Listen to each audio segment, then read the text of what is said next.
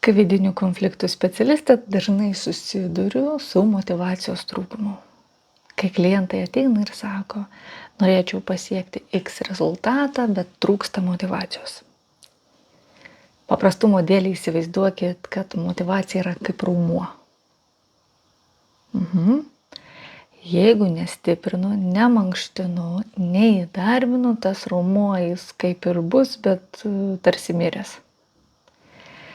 Suveiks karts nuo karto sporadiškai, bet ir tiek žinių. Tai motyvacija yra kaip raumuo, reiškia, darbas stiprina tą motyvacijos raumenį. Kuo daugiau darau, tuo daugiau motyvacijos pasėkoje ir suformuoju. Ką mes darom, tai yra žmogiška, bet darom daugelis. Mes įsivaizduojam, kad pirmą turi ateiti motyvacija, o tada veiksmų seka. Pirmą aš turiu turėti pilvo presą, o tada darysiu atsilenkimus. Šaunu būtų, jeigu taip būtų. Bet turbūt pirmą reikia daryti atsilenkimus, kad susiformuotų tas pilvo presas. Tai taip ir yra su motyvacija. Jie neatsiranda iš niekur. Tas iš niekur kartais atsirandantis impulsas veikti dažniausiai yra toks staigus noras. Staigi tokia reakcija, kai fainai dabar aš darysiu. Ir kai fainai dabar aš darysiu, kaip greit nusėda, kai pasikeičia aplinkybės, atsiranda trinties taškai. Kas yra trinties taškas?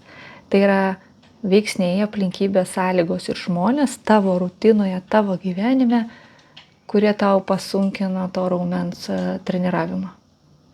Tai jeigu gyventume burbule, kur visada sąlygos yra idealios, žinoma, tada tikėtina motyvacija būtų didesnė. Bet kai yra sąlyčio tų trinties taškų,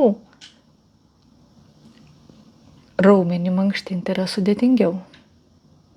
Tai motyvacija ateina kaip pasekmė mūsų sąmoningų sprendimų ir pasirinkimų mankštinti tą raumenį. Ne atvirkščiai. Jeigu netikėt, pagalvokite apie visus tuos tikslus, kuriuos kažkada buvot išsikėlę ir bandėt juos pasiekti grinai važiuodami tik ant motyvacijos. Motyvacija yra kuras, kaip toliau nuvažiavote. Ir pagalvokite apie tuos tikslus, kurių siekėt, net kai buvo dienų ir tos motyvacijos nebuvo. Bet darėt nepaisant. Tai motyvacija yra iliuzija. Kad jeigu jos turėsiu pakankamai, tada aš sieksiu. Tai man tada klausimas. Kas turi nutikti, ko dar nenutiko, kad galiausiai tą motyvaciją susikurtų? Pavyzdžiui, man trūksta motyvacijos pakeisti santykius, kuriuose esu. Tai kas turi nutikti tuose santykiuose, kad tu pagaliau panorėtum sistemingai kasdieną keisti santykius?